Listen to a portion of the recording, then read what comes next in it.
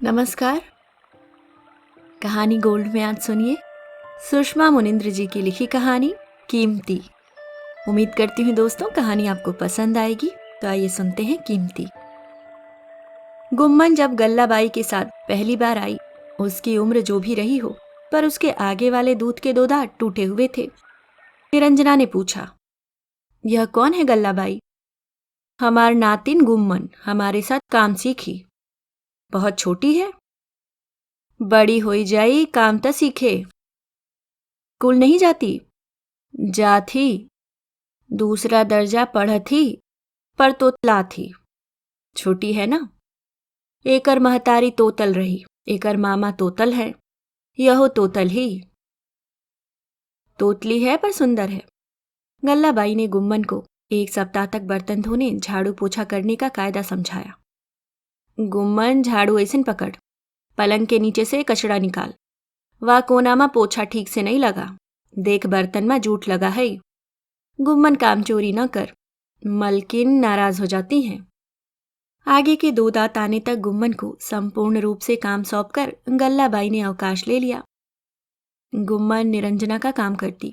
इस बीच गल्लाबाई मोहल्ले से गोबर बीन बटोरकर निरंजना के परिसर के दूर वाले कोने में कंडे पात लेती। निरंजना चाहती गुम्मन गल्लाबाई की तरह मुस्तैदी से काम करे, लेकिन नन्हे हाथों में न बल न अभ्यास। वस्तुतः निरंजना का समृद्ध घर गुम्मन के लिए चमत्कार की तरह था, जिधर देखती देखती रह जाती। खाना बनाने के लिए निरंजना को बर्तन चाहिए। गुम्मन निरंजना के बेटे विज्ञान और विमान के कमरे में झांक कर संगीत सुन रही है। निरंजना बेचैन। गुम्मन! विज्ञान बचाव में, बच्ची है मम्मा। आंगन धोना है, गुम्मन रस्सी कूद रही है। गुम्मन! विमान बचाव में, बच्ची है मम्मा। निरंजना व्यंजन बना रही है, गुम्मन ललक कर देख रही है। गुम्मन! निरंजना के पति एकनाथ बचाव में, बच्ची है निरंजना। गुम्मन निरंजना को संत्रस्त करने के लिए हरकत नहीं करती थी, नहीं जानती थी दरअसल निरंजना को नाराज कर रही है। गुम्मन तरीके से काम कर, तू जल्दी काम नहीं करती है। गल्लाबाई कहती हैं मैं तुझसे देर तक काम कराती हूँ, गल्लाबाई से तेरी शिकायत करूंगी। आदि माल माल के तमड़ी उकेल लेंगी, कान पकलती हूँ मम्मा दी। एकनाथ ने अभयदान दिया। निरंजना गुम्मन काम सीख रही है, विज्ञान और विमान से छोटी एकदम बच्ची है। निरंजना उसे बच्ची नहीं गल्लाबाई का स्थानापत्र मानती थी। लेकिन एक दिन देखा सबकी नजरों से बचकर गुम्मन दीवान के नीचे गहरी नींद सो रही है। निरंजना को उस क्षण अप्रतिम ज्ञान मिला। उसने निद्रालीन गुम्मन में छोटी बच्ची देखी, छोटी बच्ची की मजबूरी और मासूमियत देखी। बचपन की मोहलत पाना चाहती है, छोटी छोटी लापरवाहियां करना चाहती है। हो जाती है गलती, इसे थोड़ा सुकून, सुरक्षा, स्नेह, सहयोग मिले तो बेहतर तरीके से काम कर सकती है। निरंजना ने नरमाई से पुकारा, गुम्मन। गुम्मन भयभीत मुद्रा में उठी। मम्मा दी मैं थक जाती हूँ। आज स्कूल नहीं जाएगी? दाऊंगी, काम कर लूं। स्कूल जा, बचा हुआ काम लौट कर करना। इसी तरह होती है संधियां, विकसित होता है लगाव, बन जाता है भरोसा। गुम्मन दक्ष हो गई। गल्लाबाई अब कंडा पाथने और वेतन लेने ही आती। मालकिन पैसा दे, राशन खरीदना है। निरंजना ने पैसे गल्लाबाई को दे दिए।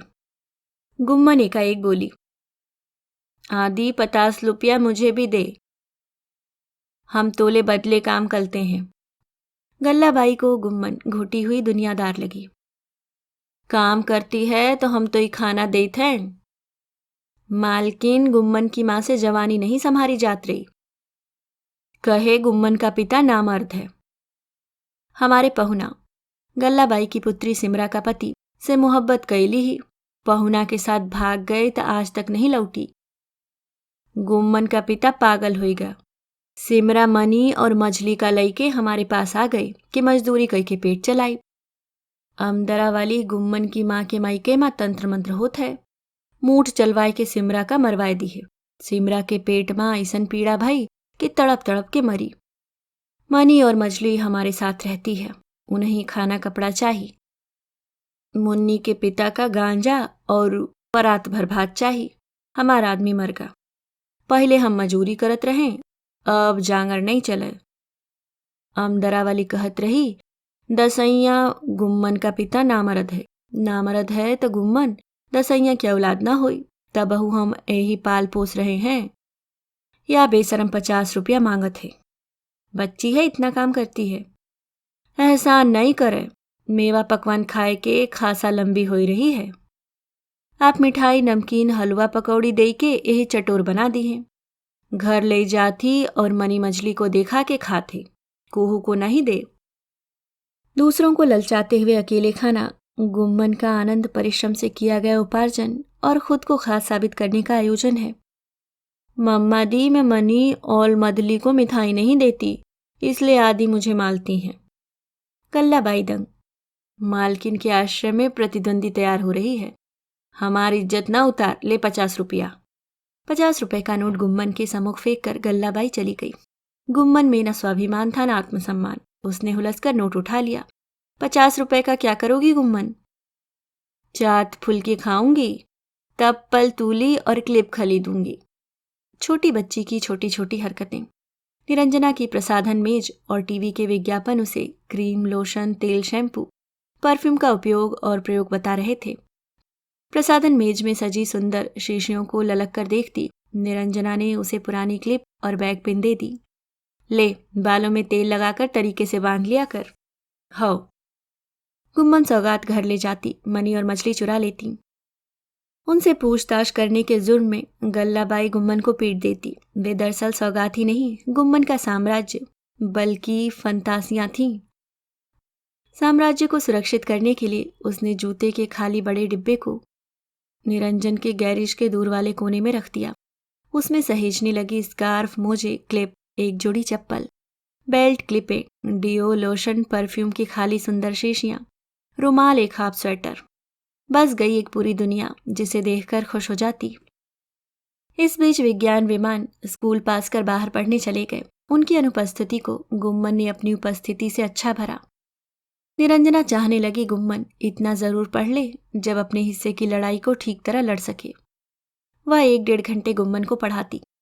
गुम्मन आज क्या सबक मिला? गुम्मन पुस्तक खोलती। मम्मा दी यहाँ स्कूल है, फिर दोनों भैया बाहर पढ़ने क्यों चले गए? विज्ञान डॉक्टर बनने गया है, विमान इंजीनियर। मैं खूब पलकल क्या बनूंगी? कठिन प्रश्न। क्या बनेगी? अपनी बात शुद्ध रूप में कैसे कह पाएगी? तुतलाते देख लोग हंसते हैं, आनंद लेते हैं, चिढ़ाते हैं, मजाक बनाते हैं। आरंभिक दिनों में विज्ञान और विमान इसे बार बार बोलने के लिए बाध्य करते थे। उनके साथ निरंजना भी हंसती थी। खूब पढ़ा, खूब पढ़, फिर बताऊंगी क्या बनेगी। कैसे पलूं? आदि कहती हैं मैं बली हो गई हूं, मजदूरी करने दाऊं। पढ़, मैं गल्लाबाई को समझा दूंगी। हो। मामला प्रतिस्पर्धा का बनता गया। गल्लाबाई ने फौजदारी बढ़ाई, गुम्मन ने प्रतिरोध। निरंजना के नेतृत्व में वैचारिक रूप से समृद्ध हो रही गुम्मन गल्लाबाई के हुक्म को खारिज करने लगी। गल्लाबाई मारने दौड़ती, गुम्मन पूरी ताकत से उसका जर्जर हाथ जब्त कर लेती। उसने समझ लिया घर में गल्लाबाई का विरोध नहीं होता है, इसलिए ताकतवर दिखती है, बाकी इसकी ताकत खत्म हो चुकी है। गल्लाबाई ने समझ लिया निरंजना की मिलीभगत से गुम्मन अपने उत्थान के प्रति सतर्क रहते हुए किसी निष्कर्ष पर पहुंचना चाहती है। इसके जिगर की आतिश को ठंडा न किया गया तो योद्धा बन जाएगी। गल्लाबाई वेतन लेने पहुंची। मलकिन, अब आपका काम हम करब। गुम्मन मछली के साथ मजूरी करे जाई। अरेजा के रेट 225 रुपया चल रहा है।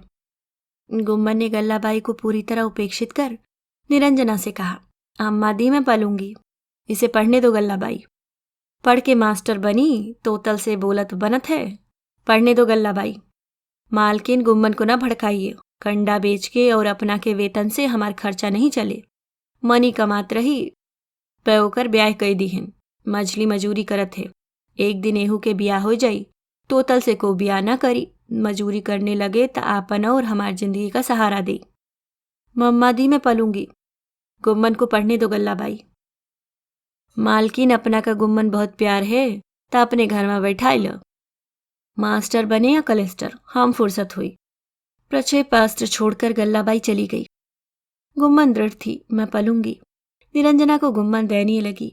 जब आई थी अक्षर ठीक से नहीं पहचानती थी, अब तुतलाते हुए लेकिन अच्छे विश्वास के साथ तेज गति और लय में अखबार पढ़ती है। अखबार में छपे समाचारों का अर्थ जानना चाहती है। गुम्मन सुबह काम करने आई। आंगन में बैठी निरंजना अखबार पढ़ रही थी। गुम्मन समीप आकर खड़ी हो गई। क्या समाताल थप्पा है मम्मा दी? ले पढ़कर सुना, जोर से पढ़ने से आत्मविश्वास आता है। गुम्मन तुतलाकर पढ़ने लगी। वर्तमान दौर में समाज के प्रत्येक वर्ग को चाहिए 14 वर्ष से कम उम्र के बच्चों को शिक्षा से जोड़कर समाज की मुख्य धारा में लाएं। बाल श्रम के कलंक को मिटाने के लिए सामूहिक भागीदारी की जरूरत है। कम उम्र के बच्चों से काम कराने वाले संस्थान संचालकों का सामाजिक बहिष्कार हो। बाल मजदूरी के कारण देश में गरीबी, अशिक्षा, बेरोजगारी बढ़ रही है।